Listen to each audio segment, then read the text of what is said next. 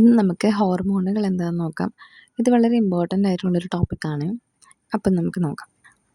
ഹോർമോണുകൾ എന്താണെന്ന് വെച്ചാൽ രക്തത്തിലൂടെ സന്ദേശം അയക്കുന്ന രാസദൂതന്മാരാണ് ഹോർമോണുകൾ എന്ന് വെച്ചാൽ. ഇപ്പോൾ ഹോർമോണുകൾ എന്ന് വെച്ചാൽ അന്തസ്രാവഗ്രന്ഥികൾ ഉൽപ്പാദിപ്പിക്കുന്ന രാസസന്ദേശവാഹകരാണ് ഹോർമോണുകൾ. ഇവ രക്തത്തിലൂടെ ശരീരത്തിൻ്റെ വ്യത്യസ്ത ഭാഗങ്ങളിലേക്ക് ലക്ഷ്യകോശങ്ങളിലേക്ക് എത്തി അവയുടെ പ്രവർത്തനങ്ങളെ നിയന്ത്രിക്കുന്നു. ശരീരപ്രവർത്തനങ്ങളെ നിയന്ത്രിക്കുന്നത് ഹോർമോണുകളാണ്. കുറച്ചളവിൽ സൃഷ്ടിക്കപ്പെടുന്നു, പക്ഷെ ഇത് വളരെ ശക്തിയേറിയിട്ടുള്ളതാണ്. അന്തസ്രാവഗ്രന്ഥികൾ ഇനി ഏതൊക്കെയാണെന്ന് നോക്കാം. അന്തസ്രാവഗ്രന്ഥികളാണ് പിറ്റ്യൂട്ടറി ഗ്രന്ഥി, തൈറോയ്ഡ് ഗ്രന്ഥി, പാരാതൈറോയ്ഡ് ഗ്രന്ഥി, അഡ്രിനൽ ഗ്രന്ഥി, പാൻക്രിയാസ്, പീനിയൽ ഗ്രന്ഥി, തൈമസ് ഗ്രന്ഥി, അണ്ഡാശയം, വൃഷണം. ഇതൊക്കെയാണ് അന്തസ്രാവ ഗ്രന്ഥികൾ എന്ന് പറയുന്നത്. ഇനി നമുക്ക് പ്രധാന ഹോർമോണുകളും അത് ഏത് ഗ്രന്ഥിയാണ് ഉൽപ്പാദിപ്പിക്കുന്നതെന്നും അതിൻ്റെ പ്രവർത്തനം എന്താണെന്നും നോക്കാം. ഫസ്റ്റ് ഉള്ളത് ഗ്രോത്ത് ഹോർമോണാണ്.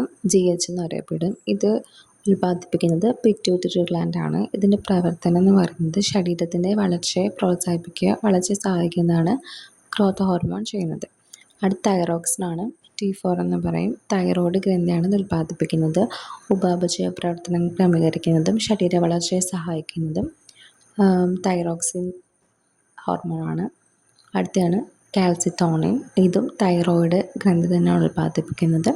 പക്ഷേ തൈറോയ്ഡ് ഗ്രന്ഥിയിൽ C കോശങ്ങളാണ് ഇത് ഉൽപ്പാദിപ്പിക്കുന്നത്. ഇത് രക്തത്തിലെ കാൽസ്യത്തിൻ്റെ അളവ് കുറയ്ക്കാനായിട്ട്, കാൽസ്യത്തിൻ്റെ അളവ് ക്രമീകരിക്കാനാണ് ഈ ഹോർമോൺ സഹായിക്കുന്നത്. ഇനി പാരാതോർമോണാണ്. അത് PTH എന്നറിയപ്പെടും. അത് പാരാതൈറോയ്ഡ് ഗ്രന്ഥിയാണ് ഉൽപ്പാദിപ്പിക്കുന്നത്. രക്തത്തിലെ കാൽസ്യത്തിൻ്റെ അളവ് വർദ്ധിപ്പിക്കാനായിട്ട് ഉള്ള ഒരു ഹോർമോണാണിത്. പിന്നുള്ളതാണ് ഇൻസുലിൻ. പാൻക്രിയാസ് ആണ് ഉൽപ്പാദിപ്പിക്കുന്നത്. ബീറ്റ കോശങ്ങളാണ് പാൻക്രിയാസിലെ. ബീറ്റ കോശങ്ങളാണ് ഇൻസുലിൻ ഉൽപ്പാദിപ്പിക്കുന്നത്. ഇത് രക്തത്തിലെ ഗ്ലൂക്കോസ് കുറച്ച് കോശങ്ങളിലേക്ക് പ്രവേശിപ്പിക്കുക എന്ന തരമാണ് ഈ ഹോർമോൺ ഉള്ളത്. അടുത്താണ് ഗ്ലൂക്കജൻ. അതും പാൻക്രിയാസിലെ ആൽഫ കോശങ്ങളാണ് നിർമ്മിക്കുന്നത്. രക്തത്തിലെ ഗ്ലൂക്കോസ് വർദ്ധിപ്പിക്കുകയാണ് ഇതിൻ്റെ പ്രവർത്തനം അല്ലെങ്കിൽ ധർമ്മം എന്ന് പറയുന്നത്. അടുത്താണ് അഡ്രിനാലിൻ. അഡ്രിനൽ ഗ്രന്ഥിയാണ് ഇത് ഉൽപ്പാദിപ്പിക്കുന്നത്. ഇത് എന്തെങ്കിലും ആപൽക്കാല ഹോർമോൺ ആണെന്ന് വെച്ചാൽ എന്തെങ്കിലും അപകടകരമായ സിറ്റുവേഷൻ വരുമ്പോൾ നമ്മുടെ ഹൃദയമിടിപ്പ് കൂട്ടുന്നതിനും രക്തസമ്മർദ്ദം ഉയർത്തുകയൊക്കെ ചെയ്യുന്നത് ഈ അഡ്രിനാലിനാണ്. ഇനിയാണ് നോർ അഡ്രിനാലിൻ.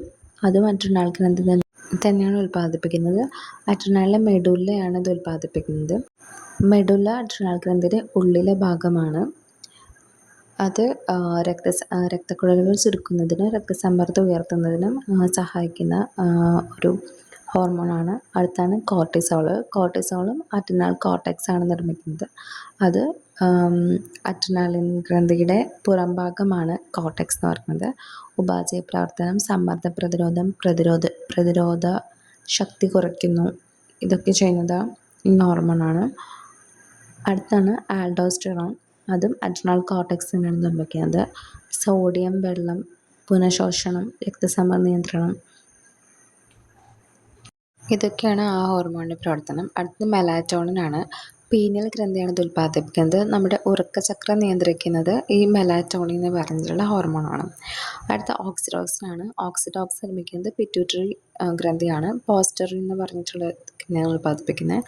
നമ്മുടെ പ്രസവ സമയത്ത് ഗർഭാശയത്തിൻ്റെ സുരുക്കം ഉണ്ടാക്കുന്നതിനും പാലിൻ്റെ ഒഴുക്ക് പ്രോത്സാഹിപ്പിക്കുന്നതും അതൊക്കെ ഈ ഓക്സിറ്റോസിൻ എന്ന് പറഞ്ഞിട്ടുള്ള ഹോർമോണാണ്.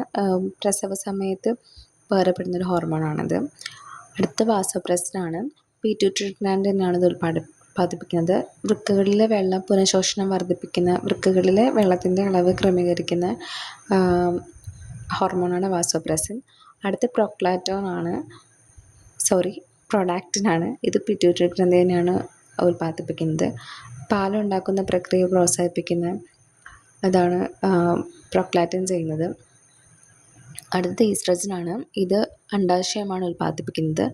ഇത് സ്ത്രീലിംഗ ലക്ഷണങ്ങൾ, മാസചക്രം എന്നിവ, മെൻസസ് ഇതൊക്കെ നിയന്ത്രിക്കുന്നത് ഈസ്ട്രജൻ ആണ്.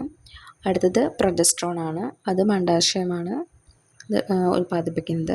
ഇത് ഗർഭധാരണ നില സംരക്ഷിക്കുന്നു, ഗർഭാശയം സംരക്ഷിക്കുന്നു. ഇതൊക്കെയാണ് ഇതിൻ്റെ പ്രവർത്തനങ്ങളെന്ന് പറഞ്ഞാൽ. ഇത് ഈസ്ട്രജനും പ്രൊജസ്ട്രോണൊക്കെ സ്ത്രീ ഹോർമോണാണ്. അപ്പോൾ ഇതൊക്കെയാണ് മെയിനായിട്ടുള്ള ഹോർമോൺസും അതിൻ്റെ ഗ്രന്ഥികളും ഉൽപ്പാദിപ്പിക്കുന്ന ഗ്രന്ഥിയും പ്രവർത്തനങ്ങളും. അതുപോലെ തന്നെ ഈ ഹോർമോണുകളെല്ലാം കൃത്യമായ അളവിലായിരിക്കണം. അത് കൂടുകയോ കുറയുകയോ ചെയ്താൽ അതനുസരിച്ചുള്ള ആരോഗ്യ പ്രശ്നങ്ങൾ നമുക്കുണ്ടാകും. അപ്പോൾ അത് ഹോർമോണിൻ്റെ കുറവ് കൊണ്ടും കൂടുതലായാലും കുറവായാലും ഉണ്ടാകുന്ന രോഗങ്ങൾ എന്തൊക്കെയാണെന്ന് നോക്കാം. ഡയബറ്റിസ് മെലിറ്റസ് എന്ന് വെച്ചാൽ ഇൻസുലിൻ കുറവ് കൊണ്ട് ഉണ്ടാകുന്ന രോഗമാണ് ഡയബറ്റിസ് മെലിറ്റസ് എന്ന് വെച്ചാൽ. അതേസമയം ഡയബറ്റിസ് ഇൻസിപ്പിഡസ് എന്ന് വെച്ചാൽ ADH കുറവ് കൊണ്ട് ഉണ്ടാകുന്നതാണ്. ഗോയിറ്റർ എന്ന് പറഞ്ഞാൽ തൈറോക്സിൻ്റെ കുറവുണ്ട്. തൈറോയ്ഡ് ഗ്രന്ഥി ഉൽപ്പാദിപ്പിക്കുന്ന തൈറോക്സിൻ ഹോർമോണിൻ്റെ കുറവ് കൊണ്ടാണ് ഉണ്ടാകുന്ന രോഗമാണ് ഗോയിറ്റർ. അതേപോലെ തന്നെ ശൈശവത്തിൽ തൈറോക്സിൻ കുറവുണ്ടായാൽ ഉണ്ടാകുന്ന രോഗമാണ് ക്രെറ്റിനിസം. അതേപോലെ മുതിർന്നവരിൽ തൈറോക്സിൻ കുറവുണ്ടാകുന്ന രോഗമാണ് മൈക്സിഡെമ എന്ന് പറയുന്നത്. അതേപോലെ ശൈശവത്തിൽ ഗ്രോത്ത് ഹോർമോൺ അധികം ഉണ്ടാകുമ്പോൾ ഉണ്ടാകുന്ന രോഗമാണ് ജൈൻറ്റിസം എന്ന് പറയുന്നത്. ശൈശവത്തിൽ ഗ്രോത്ത് ഹോർമോൺ കുറവ് കൊണ്ടുണ്ടാകുന്നതാണ് ദ്വാർഫിസം എന്ന് പറയുന്നത്. അതുപോലെ മുതിർന്നവരിൽ ഗ്രോത്ത് ഹോർമോൺ അധികം ഉണ്ടാകുന്ന രോഗമാണ് അക്രോമെഗലി എന്ന് പറയുന്നത്. അപ്പോൾ ഇത്രയാണ് ഹോർമോൺ കൂടുമ്പോഴോ കുറയുമ്പോഴോ ഉണ്ടാകുന്ന രോഗങ്ങളെന്ന് പറയുന്നത്. ഇനി നമുക്ക് കുറച്ച് ഇമ്പോർട്ടൻ്റ് ആയിട്ടുള്ള PSC ഫാക്ട്സ് നോക്കാം. മാസ്റ്റർ ഗ്ലാൻഡ് എന്ന് പറയുന്നത് പിറ്റ്യൂട്ടറി ഗ്രന്ഥിനെയാണ് നമ്മൾ മാസ്റ്റർ ഗ്ലാൻഡ് എന്ന് പറയുന്നത്. ലാർജസ്റ്റ് എൻഡ്രോസിൻ ഗ്ലാൻഡ് എന്ന് പറയുന്നത് തൈറോയ്ഡ് ഗ്രന്ഥിയാണ്. അതേപോലെ തന്നെ ലിവറാണ് largest gland in the body. അഡ്രിനാലിനാണ് എമർജൻസി ഹോർമോൺ എന്ന് പറയുന്നത് അഡ്രിനാലിനാണ്. സ്ലീപ്പ് ഹോർമോൺ എന്നറിയപ്പെടുന്നത് മെലാറ്റോണിനാണ്.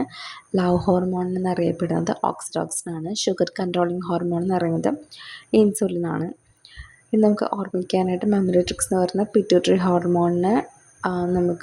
ഹോർമോണുകൾ നമുക്ക് എന്തൊക്കെയാണ്? Follicle stimulating growth hormone, thyroid stimulating prolactin. ഇത് FGTP എന്ന് പറഞ്ഞ് ഓർമ്മിച്ച് വെക്കാം. പിറ്റ്യൂട്ടറി ഹോർമോൺസ് എന്ന് വെച്ചാൽ OV ഓക്സിറ്റോസിൻ ആൻഡ് വാസോപ്രസിൻ. ഇത് രണ്ടുമാണ് പിറ്റ്യൂട്ടറി ഹോർമോൺസ് പോസ്റ്റീരിയർ എന്ന് പറയുന്നത്. ഇനി ഹോർമോണുകൾ വളരെ കുറച്ചളവിൽ മാത്രം ഉൽപ്പാദിപ്പിക്കപ്പെടുന്നെങ്കിൽ അത് വളരെ പവർഫുൾ ആയിട്ടുള്ള ഒരു സംഭവമാണെന്ന് ഇപ്പം മനസ്സിലായില്ലേ. ശരീരത്തിൻ്റെ സന്തുലനാവസ്ഥ നിലനിർത്താനായിട്ട് ഇത് വളരെ പ്രധാനമാണ് ഹോർമോണുകൾ എന്ന് പറയുന്നത്. അപ്പം മാസ്റ്റർ ഗ്ലാൻഡ് എന്ന് പറയുന്നത് പിറ്റ്യൂട്ടറി. തൈറോയ്ഡ് കുറവ് കൊണ്ടുണ്ടാകുന്ന രോഗം എന്താ? ഗോയിറ്റർ, ക്രിറ്റിനിസം, മൈസിഡെമ. ഇൻസുലിൻ കുറവാണ് ഡയബറ്റിസ് മെലിറ്റസ്. ADH കുറവാണ് ഡയബറ്റിസ് ഇൻസിപ്പിഡസ്. പിന്നെ ആപത്ഘട്ടങ്ങളിൽ ഉണ്ടാകുന്ന ഹോർമോണാണ് അഡ്രിനാലിൻ.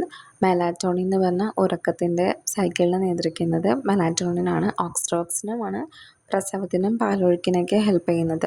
അപ്പോൾ ഇത്ര ഹോർമോൺസാണ് ഇമ്പോർട്ടൻ്റ് ആയിട്ടുള്ളത്.